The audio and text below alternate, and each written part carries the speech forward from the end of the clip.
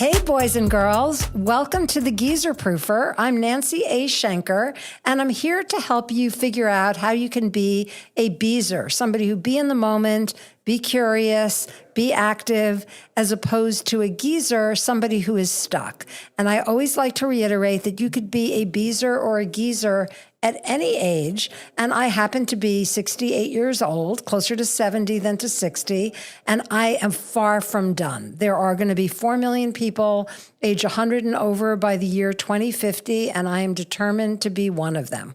So while you're being a beezer, one of the things that many women like to do is, and you could use your imagination, it could be anything on that list, but it is statistically proven that many women of all ages love to watch and listen to true crime stories. They actually are twice as likely to listen to tales of murder and mayhem as their male counterparts. So Kelly Brink, my guest today, is not a full-time criminal or murderer, and as far as I know, has never actually committed a crime. But she is, in her day job, my marketing and social media person working for Pod Populi, taking all of my episodes and making them come alive, which is ironic because we're going to be talking about not making things come alive, but making things dead.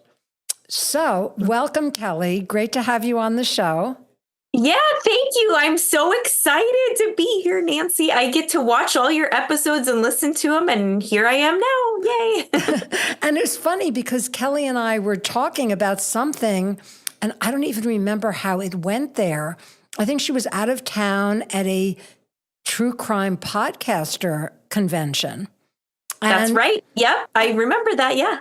Brian and I had talked about that on an episode. Brian Howie, who owns Pod Populi, he and I went over some statistics about podcasting in one of our episodes, and true crime, self-help, making money are like way up there as far as the most popular podcasts. Although my episodes on vaginas and penises are doing pretty well too. So yes, they are. Yeah. So we have to figure out a way to combine all of these topics. So all the sexiest stuff, the murder, the sex, all of that. Exactly. Yeah. Exactly. So, we're here to talk about not just why women over 50 and women of all ages are such big fans of true crime, but also to talk a little bit about women over 50 who do commit crimes. And Kelly, one of the things that you and I were talking about, and I volunteered for organizations that help convicted felons start new lives when they get out of prison. And what was really interesting to me is that the men in the program, they had committed mostly crimes of greed, and the women had committed crimes of either passion or financial need. Now, I don't know if there are any statistics backing that up, but just in the small population that I worked with, the two women who came to mind, one was guilty of credit card fraud because she had 2 kids, was a single mom, needed to pay her bills. And the other woman, I never asked her directly, but she did a lot of time. She did like 30 years. And I suspected that there were drugs and murder involved.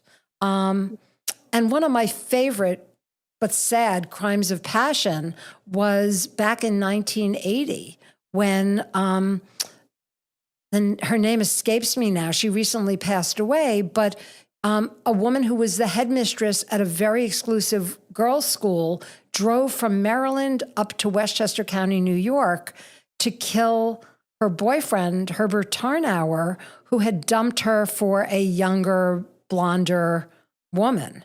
And so even though it was premeditated, it was clearly a crime of passion. So, yes. Kelly, what are your thoughts on why women of all ages tend to geek out on murder and mayhem?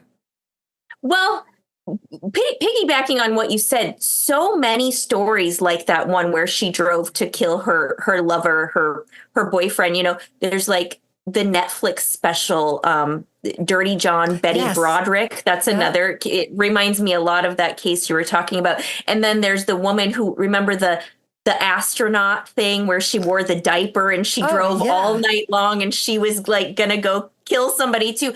So many times. And it's all that that crime, the crime of passion and stuff, I think. But I think women like it so much because it's so different. Like when men kill, a lot of the time the women are the victims. Like we are very frequently victims of violent crimes and things like that.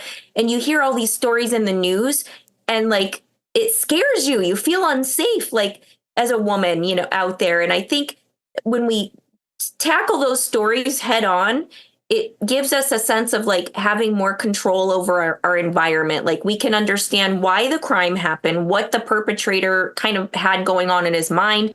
We can look at all the things that happened in the crime. Like where were they? Was it nighttime? Were they in a parking lot? We can kind of take those crimes and those scenarios and like kind of protect ourselves in a way, you know what I mean? It kind of empowers us to learn about the crime. Plus, I think it's also a lot of morbid curiosity. Aren't we kind of all curious? Like we see a car accident on the road, we want to turn and look. We kind of want to know about these darker parts of life. It's just really fascinating.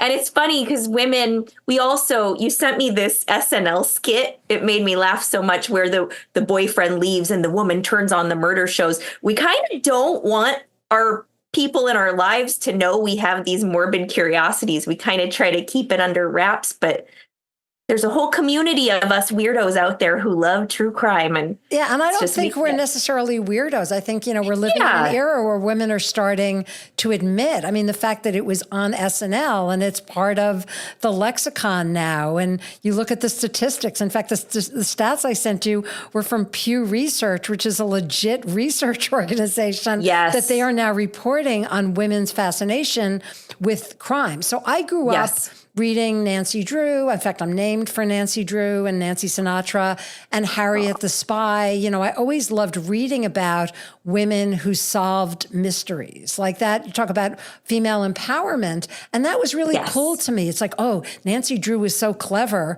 that with her friend George, which I thought was sort of interesting that they gave her an androgynous name, would like sneak out and solve these crimes without her father knowing. So it was a very kind of patriarchal, we were raised to be good girls. So when you were either a criminal or a crime stopper, you were kind of being a naughty girl. And I think we kind of like that. And I admitted to you that when I was a little kid, I was very shy. I was filled with anxiety. And I used to act out by holding tea parties in which I poisoned my stuffed animals or staging Manson-like mass murders in my dollhouse. I love that. I just love that. And when I say weirdo, I think weird is good. So I have to clarify, weirdo is a good thing in my book. It's just like being yourself. And so you were kind of a cool little weirdo too. Good. Well, thank you for that. And for any men who are listening now, like, don't be afraid to date us because we like true crime. Exactly. Because it's a passion. It's like up there with fashion and makeup and parties and other girly things that I like. I just happen to love Law and Order SVU. I have a girl crush on Mariska Hargitay. Me too. Because she's like the Nancy Drew all grown up. She's fearless. I know. She's badass. She always gets her criminal. Yes. These tough, smart women are heroes, I think, are heroines, they're tough, they're strong, independent, they're smart, they can solve these crimes, they can do sometimes things that men can't do. They're powerful. I love that. Yeah, I'm Charlie's drawn to Angels. those. Yeah. And I think there are lots of examples in pop culture of women who are crime fighters, crime stoppers. But back to what you were saying earlier in terms of preventing us from being victims, I do think that that's super helpful, especially Dirty John. After having watched that, you realize how many men there are on these dating sites who really are wackadoodles and capable of violence, capable of, and that doesn't mean that you can't trust anybody, but you really do need to do your homework because you never really know who you're meeting or if they're even a real person. There've been so many stories in the news, there's the Craigslist killer, but that was a whole different thing. But you don't know who you're meeting on these apps. And men are becoming victims as well. So, true. Yeah, they are. There was some guy who traveled to Mexico or somewhere to meet somebody he had matched with on one of the dating apps, and she had arranged to have him robbed and killed. So it could happen to anybody. So what are some of your favorite true crime girl murder stories? Well, I have a lot. So I have so many. Well, one that, a couple that happened in Iowa were kind of like what inspired me to start my true crime podcast. And they were basically, some strong women who were out there living their lives, being independent, taking charge. Like Molly Tibbetts was a case. That was a young college gal. She was out for a run one night. She did it every night in a small town in Iowa, and she was abducted and murdered by a random stranger, which statistically doesn't happen very often. Usually murders are someone who's close to the situation, a domestic situation, or, drugs or something like that. It's very rarely random, but that was one. Celia Rosamena was a golfer at Iowa State University. She was out golfing one morning and she was murdered by a homeless man who was kind of stalking her on the golf course as she walked around. And that was also, there's a mental health element to that. Could have been prevented. Really sad. Just lots. Those were two a little bit lesser known. Gosh, there have been so many. I've always been fascinated with the JonBenet Ramsey case. That's a big one. Little girl was murdered in her home, and a lot of people accused the parents or the brother. So many stories, and it's still unsolved to this day. And I don't know if that one will ever be solved. But what about women as the killers? Women over 50 who snap or...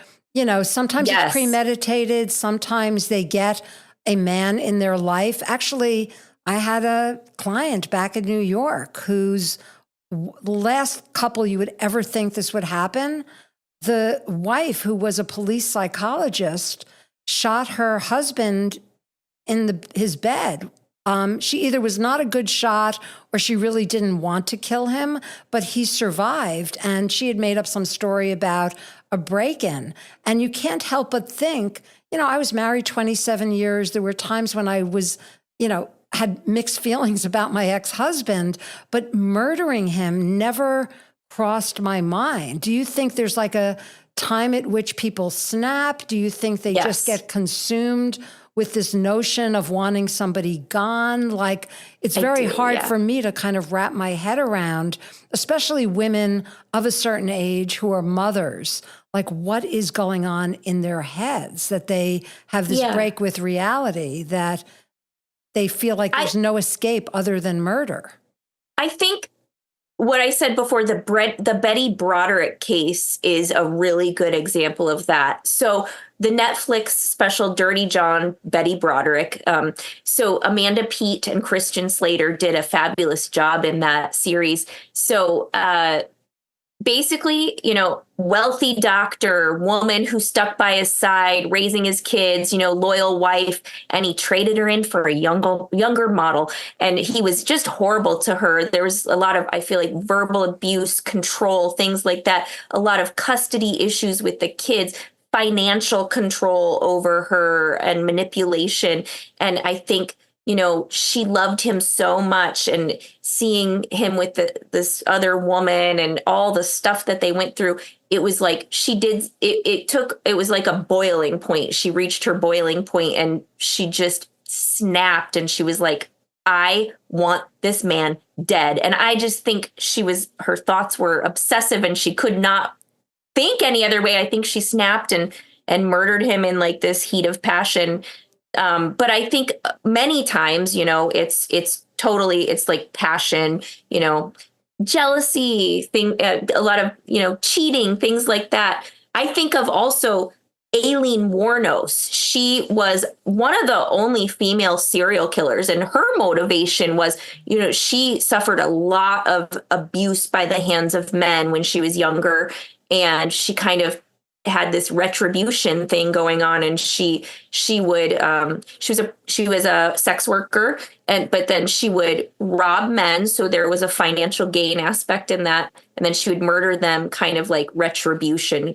payback for all the things that men had done to her in the past. And so that's a, really famous one too. Charlize Theron did an amazing job portraying her. Like, you forgot that you were looking at this glamorous Hollywood actress. She really went into character and was totally credible in that role. Such a transformation, a physical transformation, a mental transformation, I think. And I think she won some Oscars for that, I'm pretty sure, too. So, yeah, she did a great job. That was a very sad story, really. I hate to sympathize with a murderer, but I feel like there's always almost always a mental health aspect that brings them to that point. So, when drugs or alcohol are involved, or somebody is clearly psychotic or has a psychotic break, their sense of right and wrong kind of go out the window. And, it's kind of, I had a guest on a couple of episodes ago who was talking about our puritanical society. And I think that we do very much still live in a world of right and wrong and good and bad. And, sex is something that we're starting to talk about more, but it's still kind of verboten. And it's all part of that people who harm or murder or steal from other people, it's kind of like this, as you said earlier, this fascination with the dark side of life.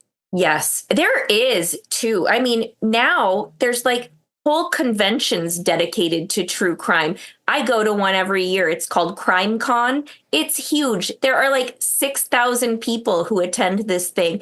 There are guest speakers, victims, advocates, people from Dateline NBC and all the crime shows go there, and Chris Hansen from To Catch a Predator, and the podcasts. Oh my gosh. Like you said, true crime podcasts make up a huge percentage of all podcasting in the world these days. There is just such a fascination with it for so many reasons. And the upside of all of this is all of these citizen detectives, all of these Nancy Drew, Harriet the Spy podcasters are actually, in some cases, helping the police and the FBI identify these people. I mean, one of my favorite true crime novels was The Stranger Beside Me by Anne Rule, who worked with Ted Bundy for years and never suspected him of committing these heinous crimes. And isn't that crazy? They were friends, and she was like, that's crazy, because you always hear about what people are like. Oh, he was a little weird or something like that. But no. Or the Gilgo Beach killer is another one who, now I don't know how much his wife did or didn't know. Like, again, I'd like to think that I'm smart enough that if I was living with or dating a violent person or a killer, I probably see a red flag. Right. It's like, what's that smell coming out of our basement? It's John Wayne Gacy. He was married with children, and part of the time he lived in the home with his grandmother, and he was murdering these young guys, burying them in the crawl space below. Nobody has suspected a thing. And he was a weirdo.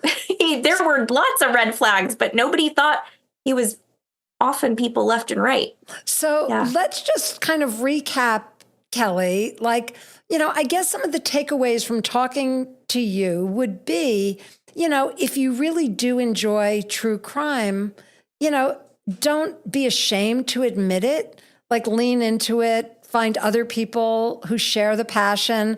It's great to be able to, the day after Law and Order SVU or Law and Order Criminal Intent airs, to compare notes with somebody and not be afraid. They used to call it water cooler talk, but now there are no more water coolers because we're all remote. But it is great to be able to have people with whom you have that in common. Yes, I call it the true crime tribe. The true crime community, believe it or not, is one of the most welcoming groups of people that I've ever been part of.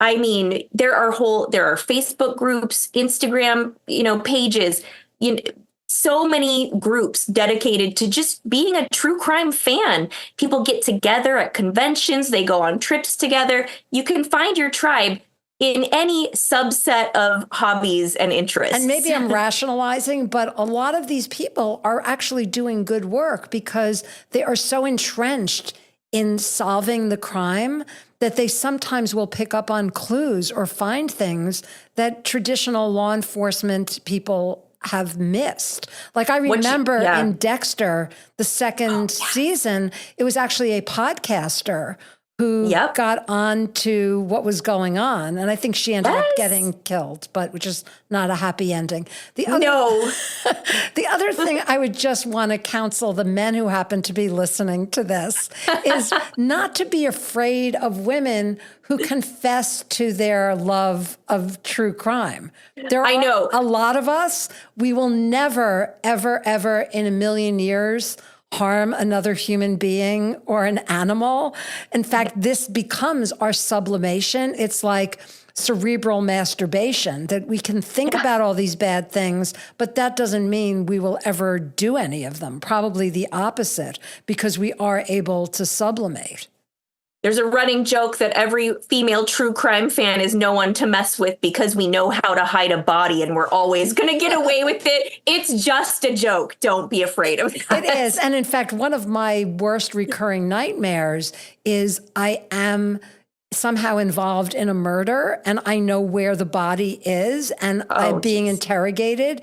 And I always wake up in a cold sweat because I would never, ever actually be able to commit a crime without feeling horribly guilty. And I'm a terrible liar. So it would, the police would have me in no time. So I hear you. Yeah. What are some of your favorite, I mean, do you watch shows? Do you just listen to podcasts? What are some of your faves?